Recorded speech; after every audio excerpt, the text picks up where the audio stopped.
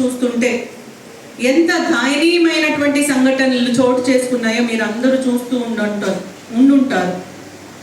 లేదా మాకు cell phones తీసుకురావడానికి అనుమతి లేదు మేడం కాబట్టి మేము చూడట్లేదు అంటే మీరు ఇంటికి వెళ్ళిన తర్వాత మీకు ఉన్నటువంటి టైము సమాజ హితం కోసం, సమాజం గురించి తెలుసుకోవడం కోసం వెచ్చించట్లేదు అని ఇండైరెక్ట్గా చెప్తున్నట్టే. లేదా ఈ సోషల్ మీడియా మాధ్యమం కానీ, న్యూస్ పేపర్స్, న్యూస్ ఛానల్స్ కానీ మీరు తెలుసుకోవాల్సినటువంటి అంశాలు కాకుండా ఇతర అంశాల మీద ఎక్కువ కాన్సన్ట్రేట్ చేస్తున్నారేమో నేను అనుకోవచ్చు.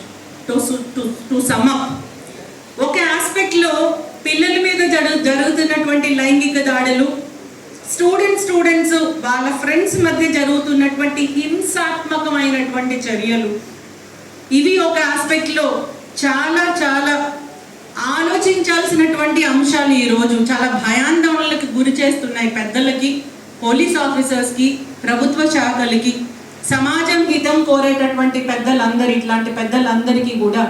ఇంత భయానక పరిస్థితులు ముందు కూడా ఉన్నాయా, లేకపోతే ఇప్పుడు కేవలం సోషల్ మీడియా ఉంది కాబట్టి మనందరికీ నోటీసులోకి వస్తున్నాయా అని చాలామంది ప్రశ్నలు అడుగుతూ ఉన్నారు. వాళ్ళు కూడా ప్రశ్నించుకుంటున్నారు. ఇదొక ఆస్పెక్ట్ అయితే, ఇంకొక ఆస్పెక్ట్ మీకు తెలియనటువంటి కొన్ని అంశాలు ఏంటంటే ఈ economic frauds, cyber crime, OTP frauds, ఇవన్నీ కేవలం నిరక్షరాస్యులకో లేకపోతే అమాయకమైనటువంటి ప్రజల్ని దోచుకునేటటువంటి పరిస్థితులు ఉన్నాయి అనుకుంటే పొరపాటు. Loan apps, OTP offences, cyber frauds, cyber slavery, ఇవన్నీ కొత్త ఇష్యూస్ మీ అందరి నోటీస్లో ఉండాలి. Because you are studying engineering. మీరు టెక్నాలజికల్గా దేశానికి చాలా సేవను అందించాల్సినటువంటి అవసరం ఉంది.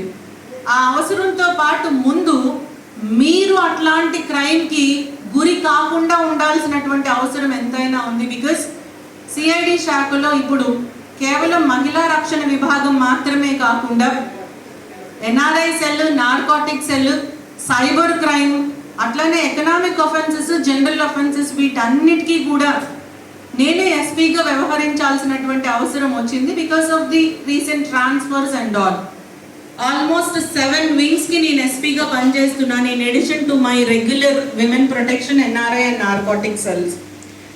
సో దీంతో చాలా క్లోజ్గా ఇప్పుడు జరుగుతున్నటువంటి నేరాలు చూస్తుంటే ఒక విధమైనటువంటి భయాందోళన పరిస్థితులు కనబడుతున్నాయి.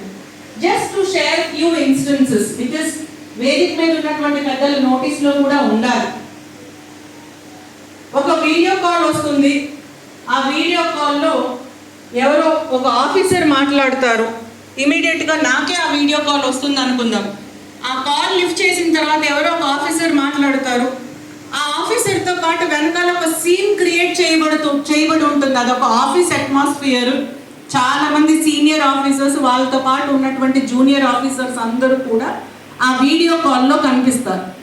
కనిపించిన వెంటనే వాళ్ళు ఎట్లాంటి పిక్చర్ ఇస్తారంటే వీళ్ళు ఏదో ఇన్కమ్ ట్యాక్స్ డిపార్ట్మెంట్, ఇంకేదో ఆర్థిక శాఖకి సంబంధించినటువంటి ఇంటర్పోల్ ఇష్యూస్ అట్లాంటివి కొన్ని ఉంటాయి కదా, ఆ డిపార్ట్మెంట్కి సంబంధించినటువంటి ఉన్నతాధికారులుగా మనకి ఒక ఇంప్రెషన్ క్రియేట్ చేస్తారు.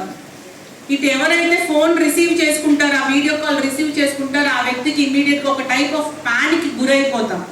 సీనియర్ ఆఫీసర్ మాట్లాడతారు, what nonsense are you doing all these years, how much crime you are committing to the government of Andhra Pradesh, government of India, to the exchequer of the nation.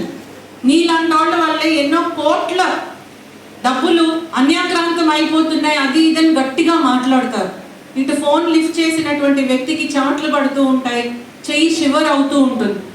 అదే senior అధికారి పక్కన ఉన్నటువంటి junior officers తోటి మీరు అసలు ఏం చేస్తున్నారు, ఈ క్రైమ్ని మీరు ఎందుకు ఇంకా డిటెక్ట్ చేయలేదు, అతని అకౌంట్ ఎందుకు సీజ్ చేయలేదు, అతని అమౌంట్ ఎందుకు ఫ్రీజ్ చేయలేదు అని గట్టిగా ఆయన వెనుకున్నటువంటి జూనియర్ ఆఫీసర్స్ని తిడుతూ ఉంటారు.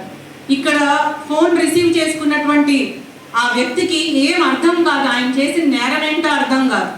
ఇమీడియట్గా మళ్ళీ ఈయన ఏదో టెన్షన్ తోటి, ఆయన చేసినటువంటి నేరం తెలుసుకోవాలనే కుతూహలంతో, ఏమైపోతుందో అనే భయంతో ఏదో మాట్లాడటానికి ప్రయత్నం చేయగా, సరే నీ వయసు దృష్ట్యా మేము నీకు ఒక చిన్న అవకాశం ఇస్తున్నాము, ఇమీడియట్గా నీకున్నటువంటి బ్యాంక్ అకౌంట్లో ఉన్న అమౌంట్ ముందు ఫ్రీజ్ చేస్తాం. తర్వాత నువ్వు ఎంతైతే దోచుకున్నావో ఆ దోచుకున్నవి ఎక్కడైతే పెట్టావో అవన్నీ మేము తర్వాత ఇన్వెస్టిగేట్ చేస్తాము. సో ప్రస్తుతానికి నీకు ఒక ఓటీపీ నెంబర్ వస్తుందా చెప్పమంటారు.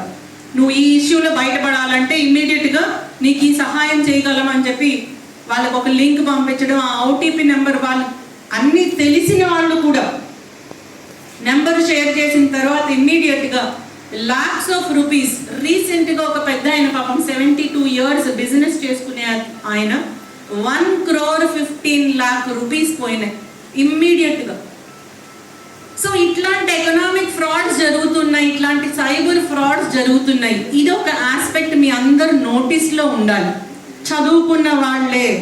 నెంబర్ 2, లోన్ యాప్స్ అని మీ అందరు నోటీస్లో ఉన్నదో లేదో నాకు తెలియదు, కానీ ఈ లింక్ క్లిక్ చేస్తే మీకు ఇమీడియట్గా 1 lakh లోన్ వస్తుంది.